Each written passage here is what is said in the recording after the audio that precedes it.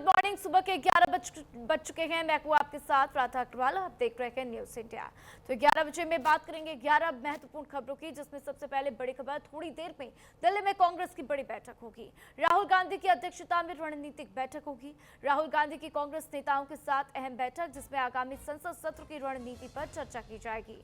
तो राजनीतिक हालात और संगठन को लेकर मंथन होगा। आगे की सियासी रणनीति पर भी बातचीत होने वाली है। तो देखिए किस तरीके से इस पूरी बैठक को लेकर चर्चाएं तेज हो चली गई, क्योंकि आने वाले सत्र में मॉनसून सत्र होता हुआ नजर आएगा, जिसको लेकर तैयारियां पूरी हैं।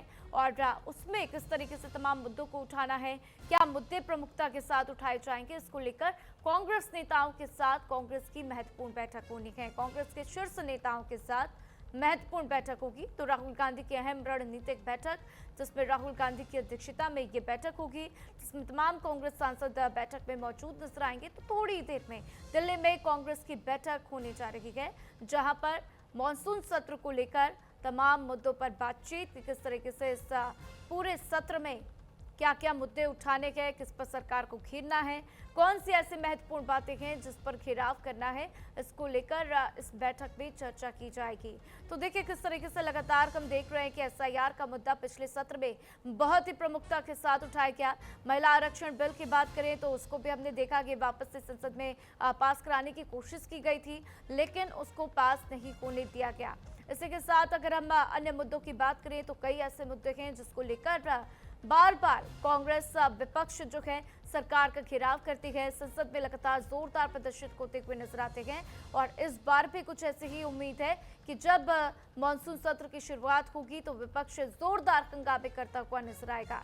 तो देखिए किस तरीके से कुछ लाइव फुटेजेस पे आपको दिखाते हुए बैठक के लिए तमाम सांसद, तमाम कार्यकर्ता जो हैं और राहुल गांधी भी इस बैठक के लिए पहुंचने शुरू हो चुके हैं। और थोड़ी देर में किसी भी वक्त ये अहम बैठक हो सकती है।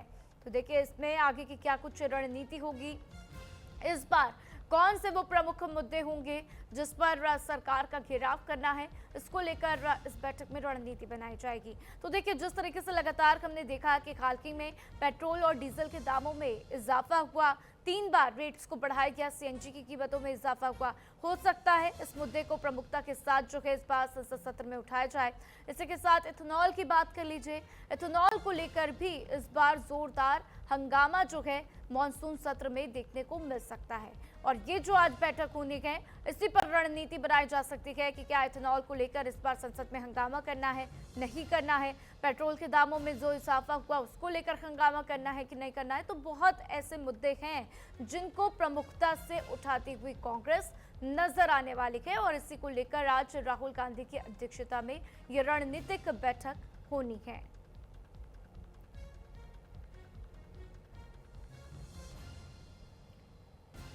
तो लगातार विपक्ष सरकार का घेराव करती हुई और ऐसे में ये बैठक बहुत ही महत्वपूर्ण मानी जा रही है। इस बैठक को लेकर देखना होगा कि क्या कुछ अब बातें सामने आती हैं, क्योंकि आगामी संसद सत्र की शुरुआत होगी और इस बार मॉनसून सत्र में क्या वो मुद्दे होंगे जिस पर कांग्रेस सरकार का घेराव करेगी या विपक्ष कह लीजिए सरकार का घेराव करेगा, इसी को लेकर आज ये बैठक होनी है। तो थोड़ी देर में किसी भी वक्त कांग्रेस की बड़ी बैठक हो सकती है और इसमें देखना होगा कि क्या रणनीति कांग्रेस के तमाम नेता, सांसद बनाते हुए नजर आते हैं। तो इथेनॉल का मुद्दा बहुत ही जोर शोर से उठाया गया कि एथेनॉल मिक्स पेट्रोल जो है वो गाड़ियों के लिए बिल्कुल भी सेफ नहीं है, सुरक्षित नहीं है, जिस पर हमने देखा नितिन गडकरी किस तरीके से अपना पक्ष रखते हुए नजर आए, सरकार का पक्ष रखते हुए नजर आए। तो ये एक ऐसा मुद्दा है जो इस बार संसद सत्र में प्रमुखता के साथ विपक्ष की तरफ से उठाया जा सकता है। साथ ही आप दामों में जिस तरीके से बढ़ोतरी हुई, इसको लेकर भी हम देख पाएंगे कि प्रमुखता से ये मुद्दा उठाया जा सकता है। एसआईआर को लेकर भी बातें हो सकती है। हालांकि पिछले जो 2 सत्र रखे गए उसमें एसआईआर का मुद्दा बहुत ही प्रमुखता से उठाया गया, तो इस बार इसकी उम्मीदें कम है। महिला आरक्षण बिल को भी लेकर हमने देखा कि वो बातें पिछले ही सत्र में खत्म हो गई थी, तो इस बार उसकी उम्मीद भी यहाँ पर नहीं की जा सकती है। लेकिन अब जिस तरीके से तमाम नेता जो हैं टीएमसी से टूटकर एनडीए में शामिल होते हुए बीजेपी में शामिल होते हुए नजर आए हैं, जिस तरीके से टीएमसी पार्टी में टूट हुई है चुनाव के बाद, उसको लेकर भी संसद सत्र में अपनी बातें तमाम विपक्ष के नेता रखते हुए नजर आ सकते हैं। वो मुद्दा बहुत ही जोर शोर से उठाया जा सकता है। साथ ही महाराष्ट्र की बात कर लीजिए तो महाराष्ट्र में भी कुछ ऐसा ही सियासी उठापटक चल रहा है, जहां पर शरद पवार को लेकर काफी अटकलें हैं, तो उसको लेकर भी इस बार संसद सत्र में विपक्ष तमाम बातें उठा सकता। तो ये लाइव तस्वीरें आप देख रहे हैं कि थोड़ी ही देर में बैठक होगी और बैठक से पहले किस तरीके से तमाम सांसद जो हैं, नेता, वो अपने घर से निकलने शुरू हो चुके हैं, पहुंचने के लिए निकल रखे हैं। कुछ पहुंच भी चुके हैं जहां पर बैठक होनी है और कुछ अभी भी अपने घर से बाहर निकलते हुए नजर आ रहे हैं। तो देखिए, ये बैठक बहुत ही महत्वपूर्ण है, क्योंकि इस पूरे संसद सत्र में क्या रणनीति होनी चाहिए कांग्रेस की, विपक्ष की क्या रणनीति होती चाहिए, क्या वो प्रमुख बातें होनी चाहिए, क्या वो फैक्चुअल डेटाज होने चाहिए जिनको लेकर विपक्ष सरकार का घेराव करेगी, उसी पर यह बैठक होनी है। क्योंकि ये जो सत्र है मॉनसून का, वो इस बार बहुत ही महत्वपूर्ण है, क्योंकि मॉनसून के ऊपर भी इस बार चर्चा होती हुई नजर आ सकती है। मॉनसून में किस तरीके से सरकार को क्या क्या कठिनाइयों का सामना करना पड़ा है, इस पर भी विपक्ष सरकार का घेराव कर सकती है। तो देखिए, अब कई ऐसे मुद्दे हैं। अगर हम मध्य प्रदेश की बात करें तो वहां पर हमने देखा कि जमीन के घोटाले को लेकर बातें सामने आई। उसके बाद हमने ये भी देखा कि धान के घोटाले को लेकर बातें सामने आई, चावल घोटाले को लेकर, इथेनॉल के घोटाले को लेकर बातें। तो बहुत सी ऐसी बातें हैं जो इस बार संसद सत्र में कांग्रेस की तरफ से उठाई जा सकती हैं और इसीलिए अब देखना होगा कि इस मानसून सत्र में कब किस किस दिन, कितने कितने दिन तक कांग्रेस इन मुद्दों को उठाती है। हर बार हम देखते हैं कि विपक्ष का जोरदार हंगामा होता है, विपक्ष के तमाम सांसद जो हैं वो वॉकआउट करते हुए नजर आते हैं। अगर कोई बड़ी बात जो है प्रधानमंत्री नरेंद्र मोदी संसद में कह रहे होते हैं तो कई बार ऐसा देखा गया कि जोरदार हंगामा विपक्षी सांसद करते हुए नजर आए, संसद से वॉकआउट करते हुए नजर आए। संसद के बाहर भी मकर द्वार पर कई बार प्रोटेस्ट देखा गया। एसआईआर को लेकर खास तौर से बहुत ही भारी प्रोटेस्ट हर बार देखा गया है। तो इस बार क्या कुछ होगा वो बेहद महत्वपूर्ण होगा। तो चलिए अब बात करते हैं अगले खबर की। दिल्ली में सोनम वांगचुक के अनशन का 19वां दिन है। सोनम वांगचुक का 18 दिन में करीब 9 किलो वजन घट गया है। 8.9 किलो वजन उनका घट चुका है। तो सोनम वांगचुक की सेहत पर हाईकोर्ट में सुनवाई होती हुई, तो दिल्ली हाईकोर्ट में आज जनहित याचिका पर सुनवाई होगी। याचिका में वांगचुक को इमरजेंसी ट्रीटमेंट देने की मांग की जाएगी। वांगचुक के स्वास्थ्य को लेकर जताई गई है काफी चिंता और ऐसे में याचिका में स्वास्थ्य स्थिति पर कोर्ट से दखल की मांग की गई है। तो देखिए, लगातार किस तरीके से कुछ नेता भी वहां पर पहुंचे जिन्होंने सोनम वांगचुक का सपोर्ट किया। चंद्रशेखर आजाद वहां पर पहुंचते हुए नजर आए। अखिलेश यादव की तरफ से भी पोस्ट किया गया। उन्होंने कहा जो है कि सोनम वांगचुक को अपने लिए सोचना चाहिए, सरकार तो ऐसी ही है, वो बिल्कुल भी इन बातों पर ध्यान नहीं देगी। तो कई लोग जो है सोनम वांगचुक के सपोर्ट में निकलकर सामने आ गए और ऐसे में आप देखिए हाईकोर्ट में सुनवाई होती हुई नजर आएगी। तो सामाजिक कार्यकर्ता सोनम वांगचुक के आमरण अनशन का आज 19वां दिन है। उनकी बिगड़ती हुई सेहत को लेकर दायर जनहित याचिका पर आज दिल्ली हाईकोर्ट में सुनवाई होगी। याचिका में केंद्र और दिल्ली सरकार को वांगचुक को अस्पताल में भर्ती कराने, जरूरत पड़ने पर जबरन खाना यानी कि फोर्स फीडिंग देने के निर्देश देने की मांग की गई है। तो वांगचुक 28 जून से जंतर मंतर पर चल रहे कॉकरोच जनता पार्टी के आंदोलन में शामिल हैं। वे नीट परीक्षा में गड़बड़ियों के लिए केंद्रीय शिक्षा मंत्री धर्मेंद्र प्रधान के इस्तीफे की मांग करते हैं, समेत परीक्षा प्रणाली में जो सुधार करने चाहिए उसको लेकर भी मांग कर रखी गए और इसी के लिए उन्होंने अनिश्चितकालीन भूख हड़ताल रखा। तो दिल्ली हाईकोर्ट के chief justice DK Upadhyay, justice Tejas Kariya के बेंच को सरकारी पक्ष की अनुपस्थिति के कारण सुनवाई नहीं कर सकी है और ऐसे में अदालत ने मामले की गंभीरता को देखते हुए इसे गुरुवार के लिए सूचीबद्ध किया और मामले पर केंद्र और दिल्ली सरकार से जवाब भी मांगा है। तो देखिए, अब देखना होगा कि आज दिल्ली हाईकोर्ट में सुनवाई होती है तो क्या कुछ कोर्ट की तरफ से फैसला लिया जाता, क्योंकि आमरण अनशन पर सोनम वांगचुक बैठे हुए हैं। अगर आप उनकी तस्वीर देखेंगे तो आपको भी चिंता हो जाएगी उनकी तस्वीर देखकर, क्योंकि जो उनके बॉडी है वो इस वक्त साफ तौर पर दिखाई दे रहा है कि भूख के कारण, खाने के कारण जो है किस तरीके से वो गलती हुई जा रही है और काफ़ी उनका वजन भी गिर चुका है। करीब 9 किलो वजन गिरना कोई आम बात नहीं है, ये बहुत बड़ी बात है। 19 दिनों में 9 किलो वजन उनका घट चुका है। ऐसे में हर रोज़ उनके स्वास्थ्य की चेकिंग होती है, BP की चेकिंग होती है, लेकिन आप देखिए तस्वीरों में किस तरीके से उनकी हालत बिगड़ती हुई नजर आ रही और वो मानने को तैयार बिल्कुल भी नहीं है। दिल्ली के जंतर मंतर पर इन दिनों एक अलग ही तरीके का प्रदर्शन चल रहा है और वो काफी चर्चा में है। नाम है कॉकरोच जनता पार्टी यानी कि सीजेपी। परीक्षा व्यवस्था में कथित गड़बड़ियों के खिलाफ सुरक्षा शुरू हुआ ये आंदोलन अब सियासी और सामाजिक चर्चा का केंद्र बन चुका है। 20 जून से जारी इस विरोध प्रदर्शन में प्रदर्शनकारी शिक्षा मंत्री धर्मेंद्र प्रधान के इस्तीफे की मांग कर रखे गए। इससे पहले 6 जून को सीजेपी ने अपना पहला प्रदर्शन किया था। इसी मंच से पर्यावरण कार्यकर्ता सोनम वांगचुक भी अनशन पर बैठे हुए हैं, जिसको लेकर इस वक्त काफी लोग चिंतित हैं। और इसी को लेकर हमारे संवाददाता आंचल यादव ने सीजेपी के संस्थापक अभिजीत दिपके से खास बातचीत की है, सुनिए।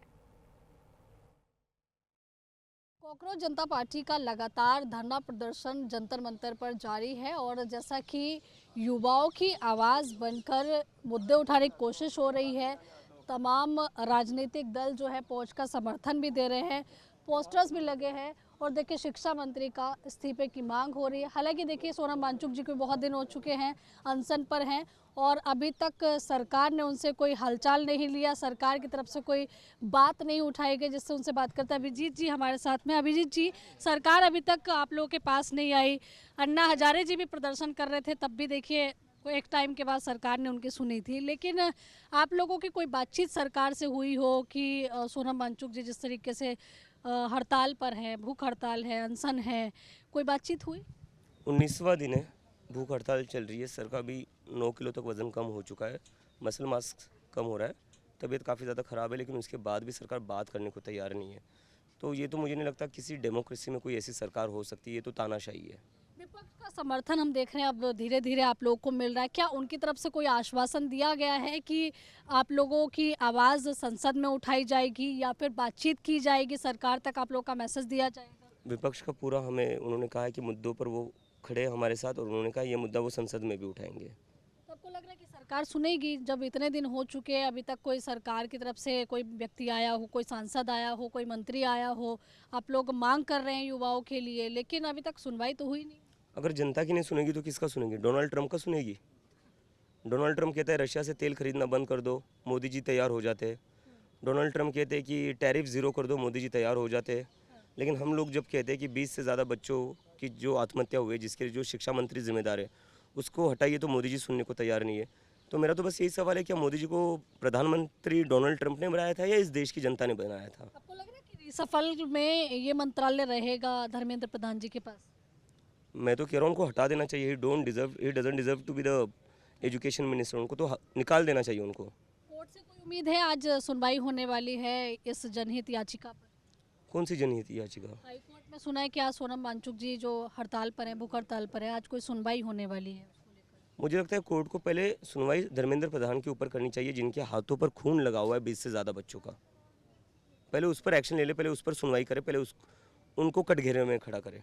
हम देख रहे हैं युवा काफ़ी पहुंच रहे हैं, आप मिल भी रहे हैं, आपको लग रहा है कि ये एक क्रांतिकारी आंदोलन का रूप लेगा और एक ऐसा मूवमेंट बनेगा जिसमें न केवल युवाओं का समर्थन बल्कि सरकार को भी कहीं ना कहीं अपने इस फैसले पर सोचना पड़े? सरकार को सोचना चाहिए, क्यों ना सोचे सरकार? इस देश का युवा उनसे कुछ मांग रहा है, तो सरकार क्यों ना सोचे? सरकार को सोचना चाहिए। अगर नहीं सोचेगी, नहीं सुनेगी सरकार, तो बहुत बड़ी गलती करेगी, बहुत बड़ी भूल करेगी, क्योंकि ये युवा कल को जाकर देश चलाने वाले हैं। आगे आप लोगों का कदम क्या रहेगा जिससे सरकार को आप लोग जगा सके, क्योंकि सरकार अभी तक तो आई नहीं? यहाँ से आवाज़ नहीं पहुँच रही, तो हम सोच रहे पार्लियामेंट जाकर अपनी आवाज़ रखें, शायद वहाँ से सुनाई दे उन लोगों को। तो हम 20 जुलाई को पार्लियामेंट जा रहे सारे। देखिए अभिजीत दिपके को आप सुन रहे थे।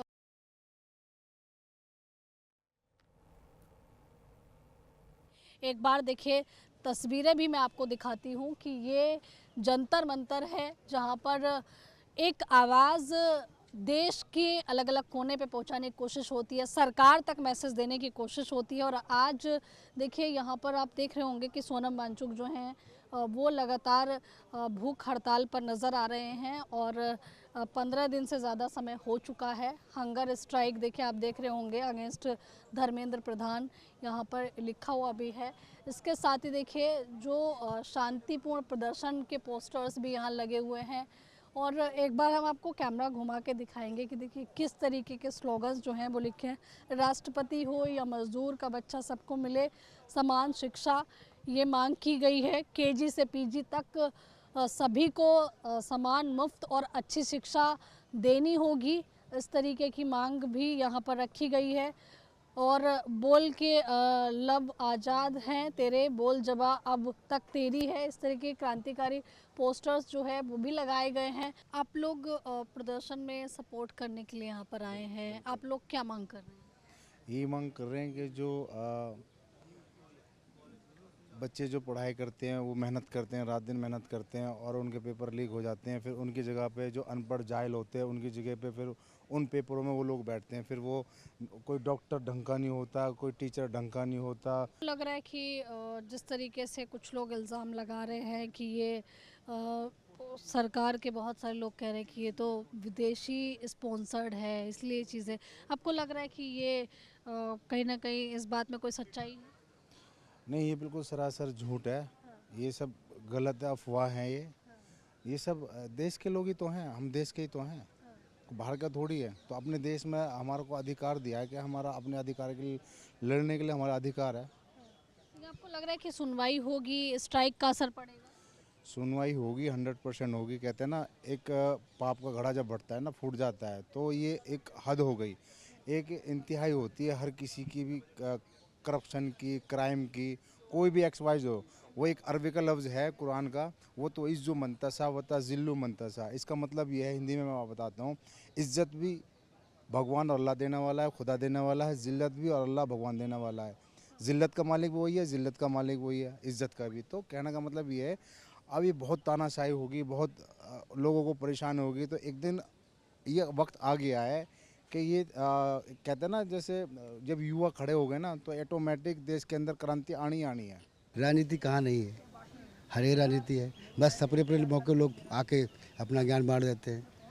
लेकिन जो यहाँ 26 दिन से 30 दिन से बैठे हुए हैं, जो मेरा उनका भी कहना है, जो लोग आते हैं एक दिन गुजार के देखो, यहाँ पर आके 5 मिनट कह के चले जा रहे तो ठीक है, अपना चमका के चले आते हैं आधा घंटा बोल जाते हैं। छोटी सी बात समझिए कि अगर कोई इंसान एक दिन भूखा रहे, आप भी रह सकते हैं, ठीक है, व्रत है, कोई बात नहीं। 2 दिन रह नहीं पाओगे, तीसरे दिन नहीं रह पाओगे।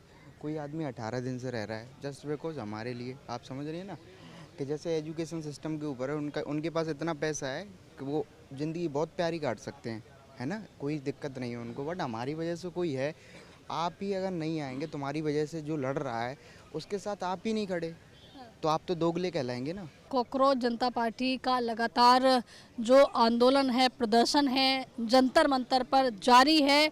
और अब कहा ये जा रहा है कि अगर सरकार नहीं सुनती है तो 20 जुलाई को संसद की ओर कूच किया जाएगा। वहां जाके प्रदर्शन और आंदोलन करके सवाल पूछे जाएंगे और शिक्षा मंत्री का इस्तीफा मांगा जाएगा। कैमरा पर्सन अरब के साथ मैं आंचल यादव, न्यूज़ इंडिया, दिल्ली। और देखिए, वहीं सोनम वांगचुक का प्रदर्शन लगातार जारी है, लेकिन इसी बीच किसान नेता राकेश टिकैत ने उनका समर्थन किया है। लगातार इस खबर को लेकर तमाम जानकारियां सामने आती हुई दिल्ली से ये बड़ी खबर, जहां पर किसान नेता राकेश टिकैत आज जंतर मंतर पहुंचेंगे और उनका समर्थन देते हुए भी नजर आएंगे। तो देखिए, किसान नेता ने भी अब चिंता व्यक्त कर दी है, क्योंकि जिस तरीके से सोनम वांगचुक की तबीयत लगातार बिगड़ती जा रही है, जिस तरीके से उनका वजन 9 किलो घट चुका है, उसके बाद से अब इस मामले ने सभी को अपनी ओर आकर्षित कर लिया, क्योंकि सोनम वांगचुक यही मांग कर रही है कि शिक्षा मंत्री अपने पद से इस्तीफा दें। जो गड़बड़ियां हुई हैं उनको लेकर नए तरीके से नए नियम बनाए जाएं, और इसी को लेकर लगातार उनका प्रदर्शन जारी है। तो कांग्रेस जनता पार्टी की तरफ से हम देख रहे हैं सोनम वांगचुक किस तरीके से लगातार प्रदर्शन करते हुए। इसके ऊपर खुद अखिलेश यादव ने भी चिंता व्यक्त की। उन्होंने कहा कि सोनम वांगचुक को अपने स्वास्थ्य के बारे में सोचना चाहिए। चंद्रशेखर आजाद की बात कर लीजिए, उन्होंने भी उनका समर्थन दिया, समर्थन के लिए वो वहां भी पहुंच गए। और अब हम देख रहे हैं कि किसान नेता राकेश टिकैत उनके समर्थन में, जो कि आज जंतर मंतर पहुंचेंगे, ऐसी जानकारियां सामने आ रही हैं। तो अनशन कर रहे सोनम वांगचुक से मुलाकात करते हुए राकेश टिकैत नजर आएंगे। जंतर मंतर पर सियासी हलचल जो है वो काफी बढ़ती हुई नजर आ रही है, और ऐसे में अब ये सियासी हलचल किस ओर आगे रुख लेती हुई नजर आएगी वो देखना महत्वपूर्ण होगा, क्योंकि आज हाईकोर्ट में सुनवाई भी होगी।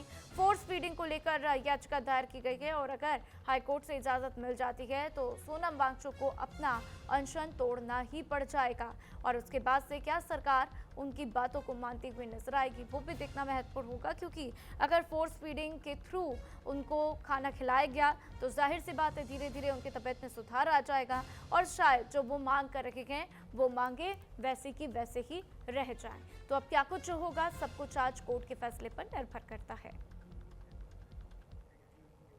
और देखिए इसी बीच ये बड़ी जानकारी कि यमुना में अब गाय का गोबर नहीं पड़ेगा। एनसीडी और डेयरी बोर्ड के बीच में करार होती हुई अमित शाह की मौजूदगी में ये बड़ा समझौता हुआ है। पशुपालकों से गोबर खरीद लेगी एमसीडी, के बाद की जानकारी सामने आई है।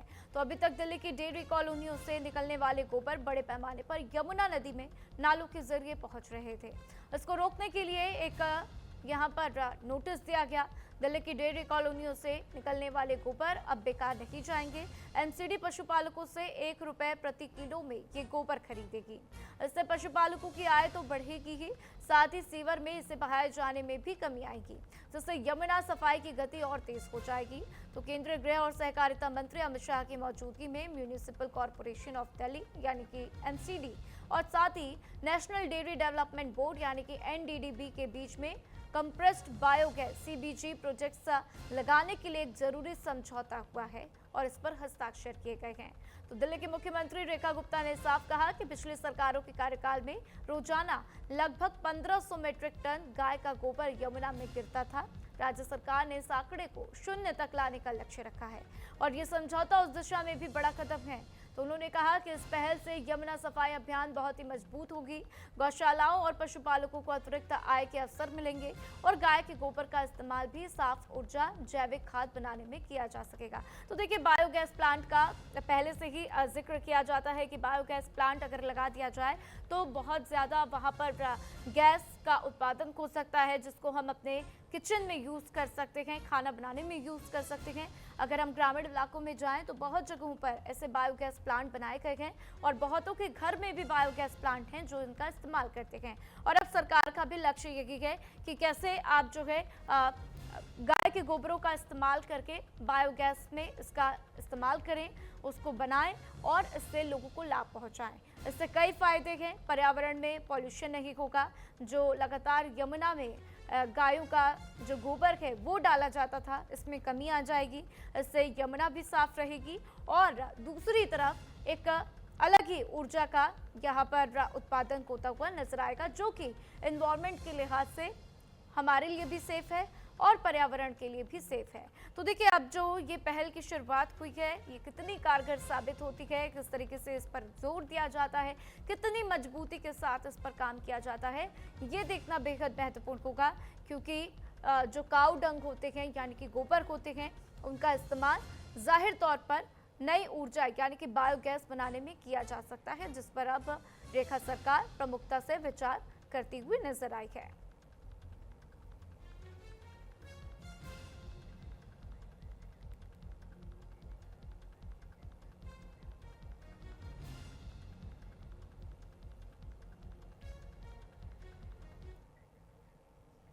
और इसी के साथ एक और बड़ी खबर आपको बता दें कि ईडी ने 13 ठिकानों के ऊपर रेड मारी है। यूपी समेत देश के 13 ठिकानों पर छापेमार कार्रवाई। तो ईडी की तरफ से यूपी, दिल्ली, हरियाणा, बंगाल में छापेमार कार्रवाई की गई है। तो घुसपैठ के नेटवर्क पर ईडी का ये बड़ा प्रहार। एटीएस खुलासे के बाद से ईडी की ये कार्रवाई होती हुई करोड़ों की फंडिंग, मनी लॉन्ड्रिंग में छापेमार कार्रवाई की गई है। तो देखिए किस तरीके से ईडी की तरफ से शिकंजा कसा गया। 13 जगहों पर छापेमार कार्रवाई की गई। करोड़ों की फंडिंग, मनी लॉन्ड्रिंग में छापेमार कार्रवाई की गई है। तो घुसपैठ के नेटवर्क का ईडी का ये बड़ा प्रहार। जांच में विदेशी फंडिंग के दुरुपयोग को लेकर ये छापेमार कार्रवाई की गई है। एटीएस खुलासे के बाद से ईडी की ये कार्रवाई होती हुई। तो देखना होगा क्या कुछ खुलासे होते हैं। अवैध घुसपैठ, टेरर फंडिंग पर ईडी का बड़ा छापा पड़ता हुआ। तो यूपी समेत देश के 13 ठिकानों पर ईडी ने कार्रवाई की है। इन 13 ठिकानों से क्या कुछ दस्तावेज बरामद होते हैं, क्या जानकारियां सामने आती हैं, ये देखना बेहद महत्वपूर्ण होगा। श्रीनगर में एसआईए की बड़ी कार्रवाई। रैनावाड़ी इलाके में जांच एजेंसी की छापेमार कार्रवाई हुई है। आतंकवाद से जुड़े मामले में लगातार जांच की जा रही। साइबर स्पेस के दुरुपयोग मामले में एक्शन लिया गया है। तो देखिए किस तरीके से रैनावाड़ी इलाके में जांच एजेंसियां छापेमार कार्रवाई करती हुई नजर आई हैं। आतंकी कनेक्शन खंगाल रही है जांच एजेंसियां। एसआईए की तरफ से छापेमार कार्रवाई की गई है। तो साइबर स्पेस के दुरुपयोग मामले में ये बड़ा एक्शन होता हुआ श्रीनगर में एसआईए की ये बड़ी कार्रवाई होती हुई सामने आई है। रैनावाड़ी इलाके में जांच एजेंसियों की तरफ से छापेमार कार्रवाई की गई। आतंकवाद से जुड़े मामले में जांच की जा रही है। साइबर आतंकी नेटवर्क पर एसआईए का शिकंजा कसता हुआ तो श्रीनगर में एसआईए रेड जांच जारी है, जिसको लेकर अब देखना होगा कि क्या कुछ जानकारियां मिलती हैं। तो श्रीनगर में एसआईए की तरफ से ये बड़ी कार्रवाई होती हुई रैनावाड़ी इलाके में जांच एजेंसियों की तरफ से छापेमार कार्रवाई की गई है।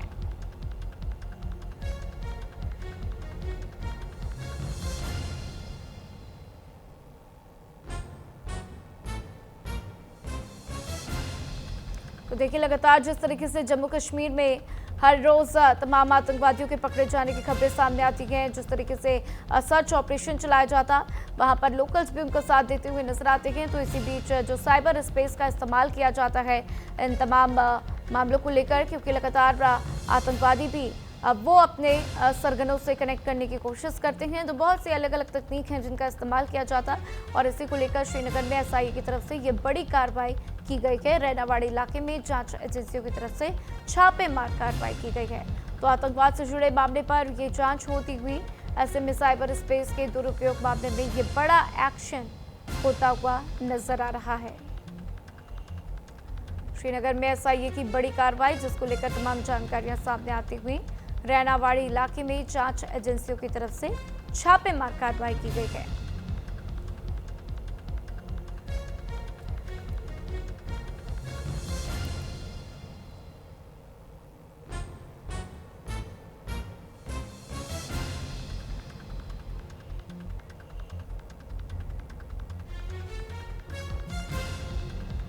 तो देखिए, रैनावाड़ी इलाके में जांच एजेंसी की तरफ से छापेमार कार्रवाई की गई। साइबर आतंकी नेटवर्क पर एसआईए का शिकंजा कसता हुआ श्रीनगर में एसआईए की रेड, जहां पर जांच जारी है।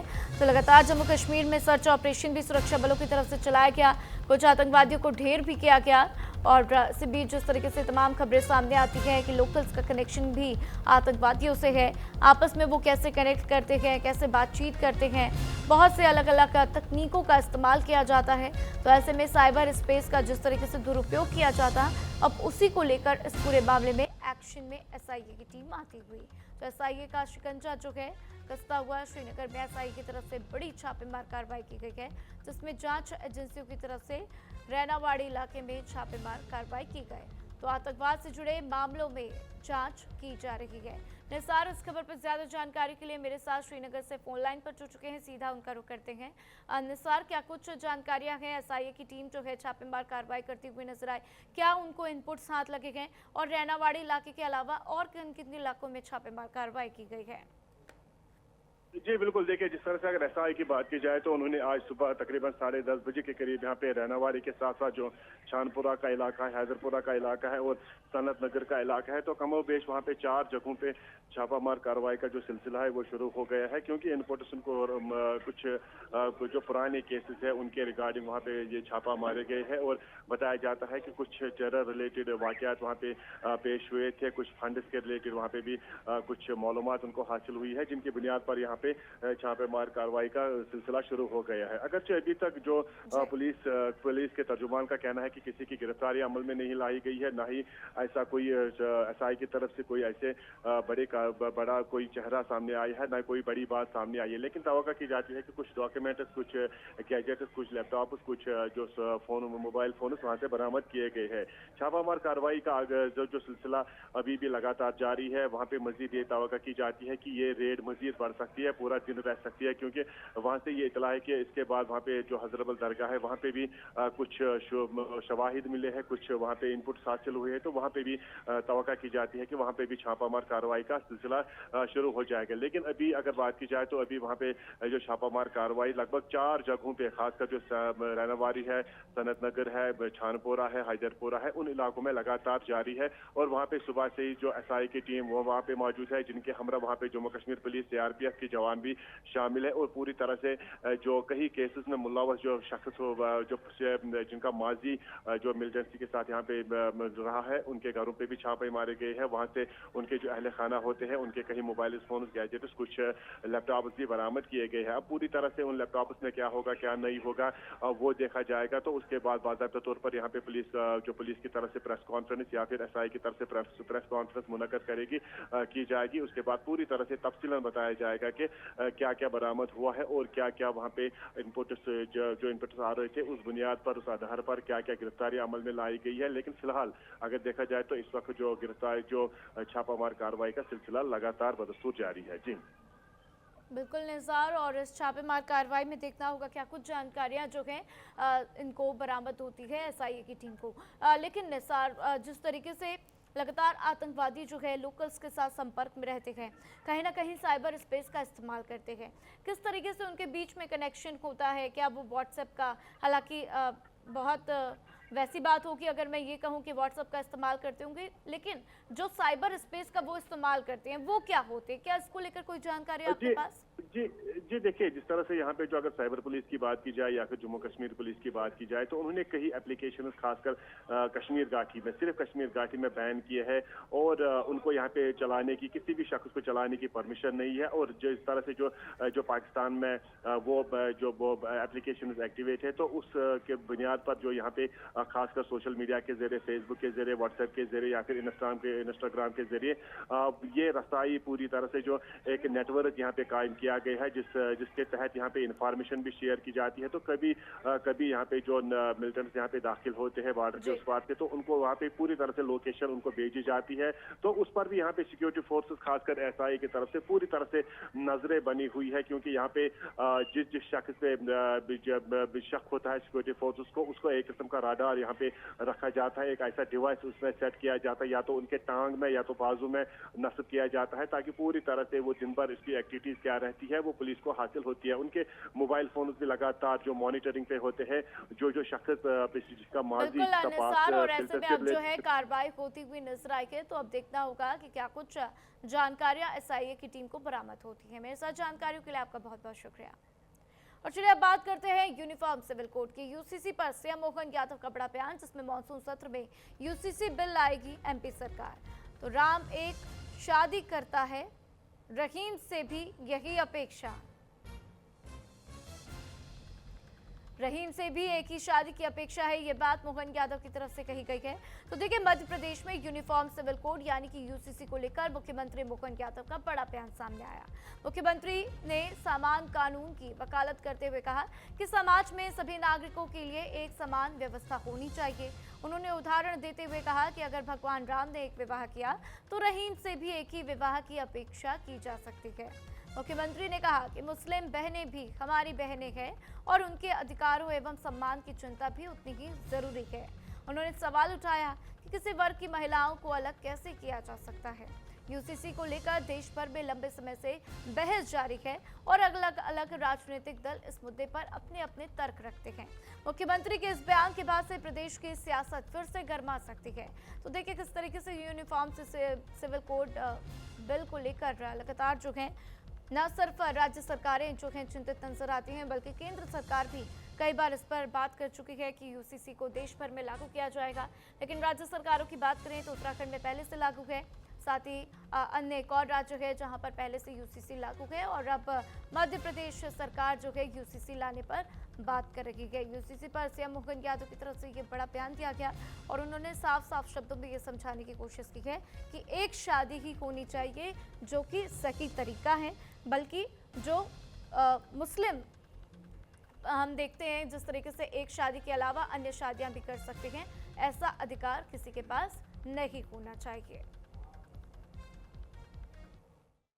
अब से 8 दिन बाद हमारी विधानसभा में भी एक देश, एक निशान, एक प्रधान और एक विधान, ये हमारे जनसंघ के संस्थापक डॉक्टर श्यामा प्रसाद मुखर्जी ने इस भाव को हमारे सबके सामने रखा और यशस्वी प्रधानमंत्री ने धारा 370 हटाते हुए कश्मीर का विलीनीकरण का पूरा अखंड भारत के बाद का हमारा अपना इस सपने को पूरा करने के लिए आगे बढ़े।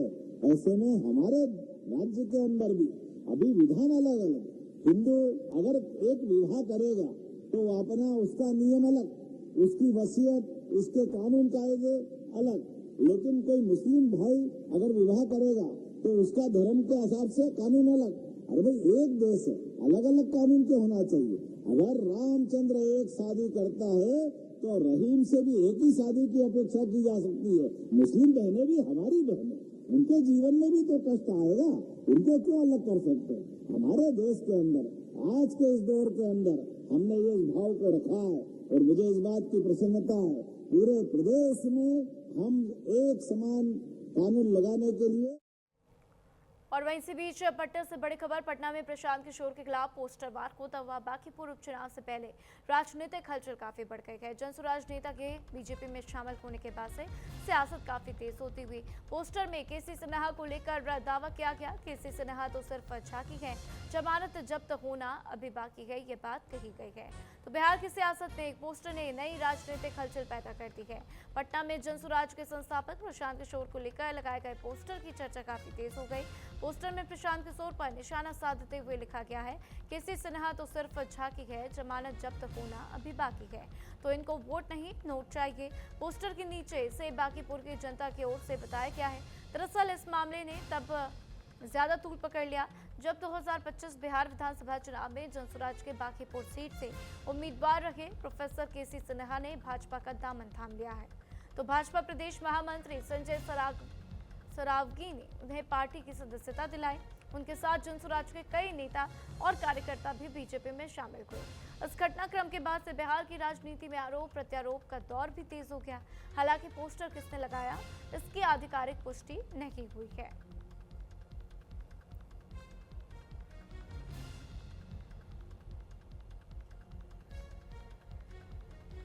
तो पटना में प्रशांत किशोर के खिलाफ ये पोस्टर वार होता हुआ, पोस्टर में आप देख सकते हैं, केसी सिन्हा तो झांकी है, जमानत जब्त होना अभी बाकी है, ऐसे स्लोगन्स उस पर लिखे हुए नजर आए हैं।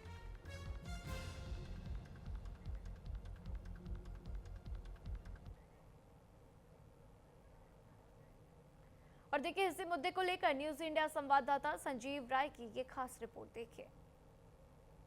बांकीपुर उपचुनाव कहीं न कहीं अब राजनीतिक अखाड़ा बन चुका है। जी हाँ, अब पोस्टरबाजी शुरू हो गई है। हम एक तस्वीर आपको दिखा रहे हैं, एक पोस्टर लगा है, केसी सिन्हा तो झांकी है, जमानत जब्त होना अभी बाकी है, और ये सौजन्य किया गया है बांकीपुर की जनता को। देखिए किस तरह से यहाँ वोट नहीं नोट चाहिए, और किस तरह से यहाँ पर जो है प्रशांत किशोर को धनसुराज कहा गया है, धनसुराज की संज्ञा दी गई है।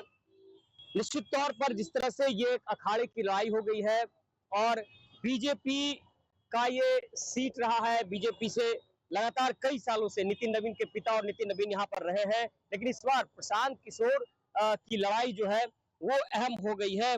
और ऐसे में ये कह सकते हैं केसी सिन्हा तो झांकी है, जमानत जब्त बाकी है। तो निश्चित तौर पर केसी सिन्हा तो झांकी है, बीजेपी ने अपनी पूरी ताकत लगा दी है, और बीजेपी ने की तरफ से जिस तरह से लगातार उनके लोगों को तोड़ा जा रहा है, जिस तरह से प्रशांत किशोर के तमाम अन्य लोगों को, केसी सिन्हा और तमाम लोगों को लाया गया है, वैसे में ये दिलचस्प सीट हो गया है। और अभी आपको हम दिखाते हैं कि शहर के कई इलाकों में ये पोस्टर्स लगे हैं, और आप देख सकते हैं यहाँ भी केसी सिन्हा तो झांकी है, जमानत जब्त होना बाकी है। तो पटना शहर के तमाम इलाकों में किस तरह से प्रशांत किशोर की तस्वीर लगाकर उन्हें ये कहा गया है कि जमानत जब्त होगा। खैर ये जनता जनार्दन है, और जनता जो है जवाब देगी कि क्या जमानत जब्त होगा या फिर जो जनता का मत है वो अहम होगा।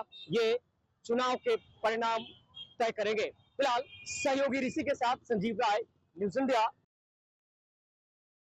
करेंगे पटना की। पटना में पुलिस और कुख्यात अपराधी के बीच में मुठभेड़ हो गई। बंटी यादव हत्याकांड का आरोपी रवीश उर्फ बसिया घायल हो गया। पुलिस पर फायरिंग के बाद जवाबी कार्रवाई हुई है। आरोपी के पैर में गोली लग गई, पीएमसीएच में भर्ती करवाया गया। तो घटनास्थल से हथियार बरामद किए गए और पुलिस इस पूरे मामले की जांच में जुटी हुई है। तो पटना में पुलिस और कुख्यात अपराधी के बीच में हुई मुठभेड़ में बंटी यादव किडनैपिंग और मर्डर केस का मुख्य आरोपी रवीश उर्फ बसिया घायल हो गया। तो घटना बुद्धा कॉलोनी थाना क्षेत्र के सीटीएस से बांस घाट जाने वाले रास्ते की बताई जा रही है। पुलिस के मुताबिक आरोपी की मौजूदगी की सूचना मिलने के बाद से घेराबंदी की गई थी। पुलिस का दावा है कि टीम को देखते हुए आरोपी ने फायरिंग शुरू कर दी, जिसके बाद से आत्मरक्षा में की गई जवाबी कार्रवाई में उसके पैर में गोली लग गई। इस दौरान पुलिस की गाड़ी पर भी गोली लगने की बात सामने आई। घायल आरोपी को इलाज के लिए पीएमसीएच में भर्ती भी करवाया गया। तो पुलिस ने मौके से देसी कट्टा बरामद किया है और अब पूरे मामले की जांच के साथ आरोपी के अन्य साथियों की तलाश जारी है।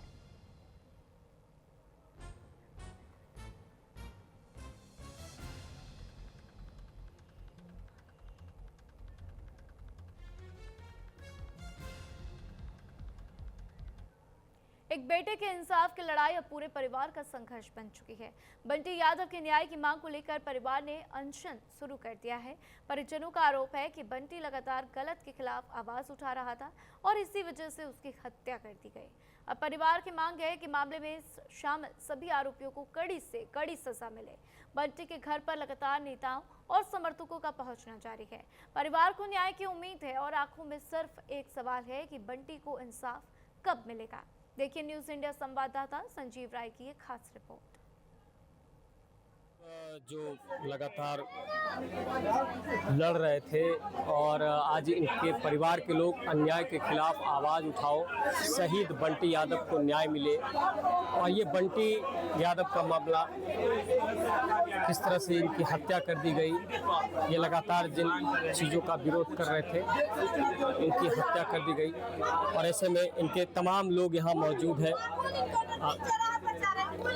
आज आप लोग न्याय की मांग कर रहे हैं? जी, न्याय की मांग कर रहे हैं और हम लोग को फांसी की सजा चाहिए। जिस तरह हम लोग का हमारे भाई का हुआ है वैसे ही चीज होना चाहिए कि जिस तरह हम लोग चेहरा भी नहीं देख पाए हैं उस तरह होना चाहिए। कुछ अपराधियों का पुलिस ने इनकाउंटर भी किया है, अपराधियों का इनकाउंटर हुआ, इसमें भी प्रशासन मिली भगत है कि कैसे हो सकता है? आप बताइए कि पैर में इनकाउंटर कैसे? इनकाउंटर तो ऐसे होना चाहिए कि वहाँ तो मौत का घाट उतरना चाहिए। तो यहाँ पैर में इनकाउंटर करके गोली मार कर और एकदम पैर में एक जगह गोली लगता है या तो पूरा बंडेज करके सुलाया गया है। इससे क्या साबित होता है कि प्रशासन भी इसमें मिली भगत है। अभी भी प्रशासन मिली हुई है। क्या मांग है आप लोग के न्याय के? फांसी की सजा चाहिए। जो भी अभियुक्त है जी, फांसी की सजा चाहिए। यादव की बहन, पिता और माता सब है। इधर आपको हम दिखा रहे हैं किस तरह से आमरण अनशन पर बैठ गई हैं। उनकी माता है, वो लगातार किस तरह से कह रही हैं। तो आपको हम जो कह सकते हैं कि जो दुख है, जो इनकी पीड़ा है, वो यहाँ आप देख सकते हैं किस तरह से बंटी यादव की माँ कुछ कह रही है। इससे पहले भी आवाज उठाई थी क्या? हाँ, 3-4 बार बेटा धमकी मिला था क्या? हाँ, क्या धमकी? बोला बीसी की तोरा समझा दो। क्या चाहती है? अच्छा, सबूत है, जितना लेडीज से सब सुना है। पुलिस प्रशासन को क्या मांग करती है? पुलिस प्रशासन से पुलिस प्रशासन का विश्वास है नहीं तो क्या मांगे? हम तो बोल रहे हैं कि गोली मार दीजिए, अपने से मुंह बंद कर दे। ये बच्चा के धमकी मिल रहा है, पर सरकार लेगा जिम्मा मेरा बच्चा के। बंटी यादव की माँ की क्या धमकी आपको मिली? बस हमको इंसाफ चाहिए, जैसे मेरे भाई को मारा है उसी तरह उसको भी मारे, इनकाउंटर करे, फांसी दे। हम लोग मरने के लिए तैयार है। जब मेरा भाई नहीं रहा तो हम लोग जी के क्या करेंगे? जब तक इंसाफ नहीं मरेगा हम लोग लड़ाई लड़ते रहेंगे, हम लोग मरेंगे। हमको सरकार से इंसाफ चाहिए, हाथ पे इनकाउंटर नहीं चलेगा। और वहीं वाराणसी में आज पंच सम्मेलन का आयोजन होगा। केंद्रीय मंत्री कमलेश पासवान, डिप्टी सीएम केशव मौर्य इसमें शामिल होंगे। पंचायती राज व्यवस्था और ग्रामीण विकास पर चर्चा की जाएगी। तो जनप्रतिनिधियों को संबोधित करेंगे दोनों नेता। और ऐसे में वाराणसी में आज पंच सम्मेलन, जो कि बहुत ही महत्वपूर्ण माना जा रहा, इसको लेकर खास तैयारियां की गई हैं। जनप्रतिनिधियों को संबोधित करते हुए दोनों नेता भी नजर आएंगे। तो वाराणसी में आज पंच सम्मेलन का आयोजन, जो कि बहुत ही खास, ग्रामीण विकास के मुद्दों पर मंथन किया जाएगा। केंद्रीय मंत्री कमलेश पासवान, डिप्टी सीएम केशव प्रसाद मौर्य भी इसमें शिरकत करते हुए नजर आएंगे। तो पंचायती राज व्यवस्था, ग्रामीण विकास पर मंथन किया जाएगा, इस पर चर्चा की जानी है।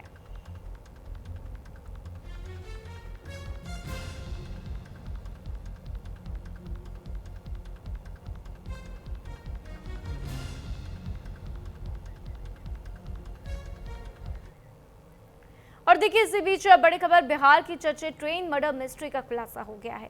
पत्नी पर पति की हत्या की साजिश के आरोप हैं। ऐसे में एसआईटी एसटीएफ जांच में प्रेम प्रसंग और सुपारी किलिंग का दावा है।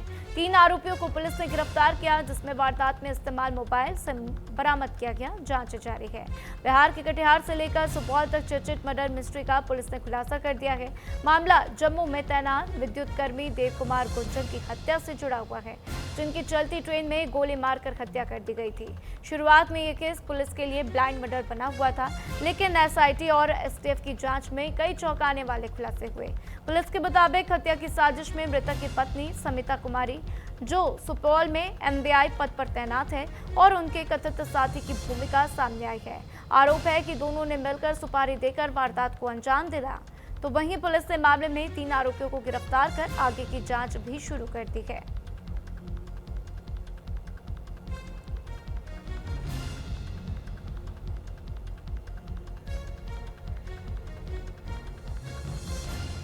तीनों आरोपियों को पुलिस ने गिरफ्तार कर लिया है। कटिहार सुपौल मर्डर मिस्ट्री का यह खुलासा होता हुआ वारदात में इस्तेमाल मोबाइल और सिम बरामद किए गए। जांच जारी है। पत्नी पर पति की हत्या की साजिश का आरोप लगा है।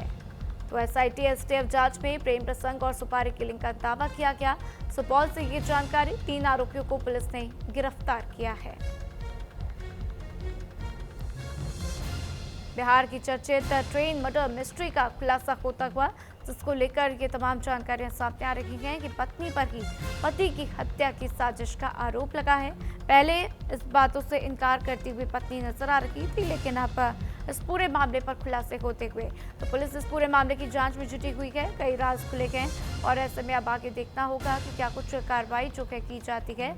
पुलिस लगातार तीनों आरोपियों से पूछताछ करती हुई। और वहीं इसी बीच आपको बता दें कि मौलाना जर्जिस अंसारी का विवादित बयान सामने आता हुआ। श्री राम श्री कृष्ण पर मौलाना के विवादित बोल सामने आए हैं।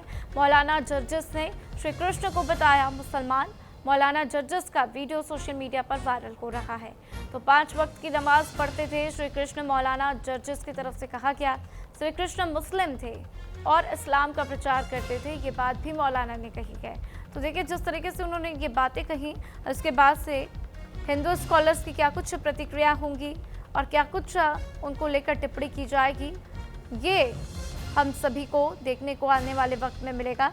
लेकिन जिस तरीके से उन्होंने भगवान श्री कृष्ण का मजाक बनाया, जिस तरीके से उन्होंने श्री कृष्ण को लेकर ये बयान दिए गए, उसके बाद से क्या कुछ उनके ऊपर कार्रवाई हो सकती है, इस पर भी उनको विचार करने चाहिए। क्योंकि ये बयान जो हैं कोई मजाक में बोले गए बयान नहीं हैं, बल्कि बहुत ही सीरियस नोट पर उनकी तरफ से ये बयान दिया गया। और इससे अब क्या कुछ तीखी प्रतिक्रिया जो है, क्या इसके ऊपर विवाद गहराता हुआ नजर आएगा, शायद इस बात का अंदाज़ा मौलाना जी को ना हो, लेकिन अब उनको इस पर सोचना पड़ेगा कि क्या कुछ आगे हो सकता है। तो 5 वक्त की नमाज पढ़ते थे श्री कृष्ण, ये बात उनकी तरफ से कही गई। श्री कृष्ण मुस्लिम थे, इस्लाम का प्रचार करते थे, ये बात भी मौलाना जर्जिस ने कही है।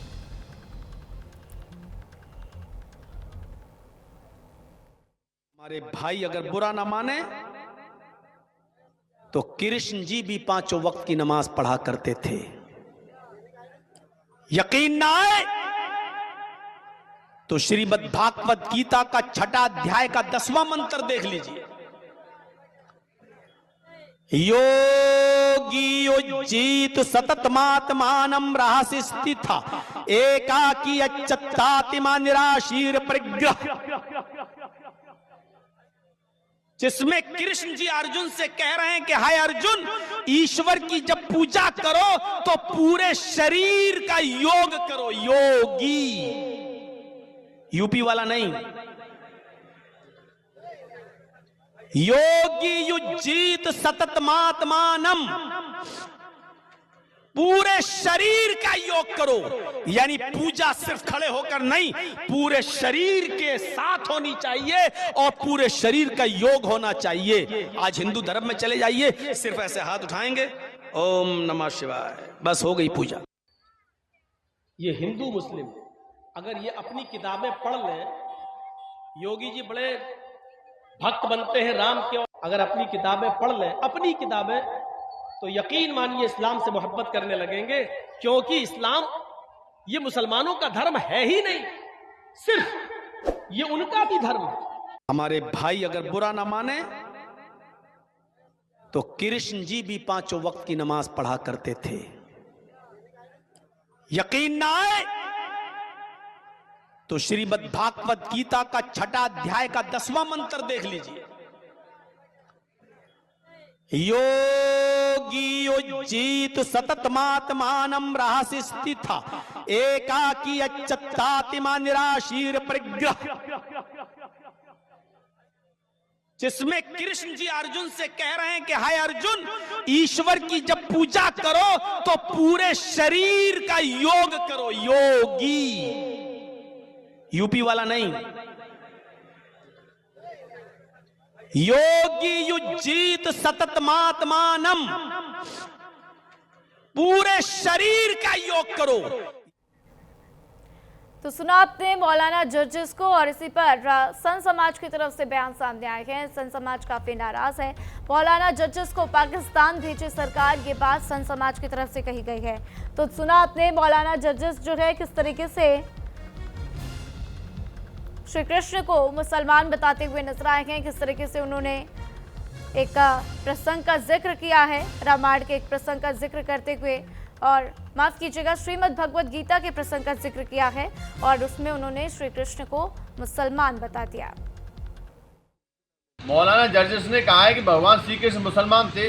अरे मौलाना, भगवान श्री कृष्ण का जन्म तो 5000 वर्ष पहले आया है, और तेरा जो इस्लाम मजहब है ये 1400 वर्ष पहले आया है। मौलाना के पहले जितने भी पूर्वज थे सभी सनातनी थे, इस्लाम के मानने वाले भी पहले सनातनी थे। तो भगवान श्री कृष्ण के बारे में जो गलत टिप्पणी कर रहा है, ऐसे मौलाना को तो पाकिस्तान भेज देना चाहिए। ये लोग हिंदुस्तान में खाते हैं और हमारे सनातनी हिंदुओं के बारे में, हमारे धर्म के बारे में जिस प्रकार की गलत टिप्पणी करते हैं, मुसलमान तो पहले था ही नहीं, पहले सभी सनातनी थे। इस बात को मौलाना को समझा देना चाहिए, और सरकार से प्रार्थना है ऐसे लोगों पर जब तक कठोर कार्रवाई नहीं होगी।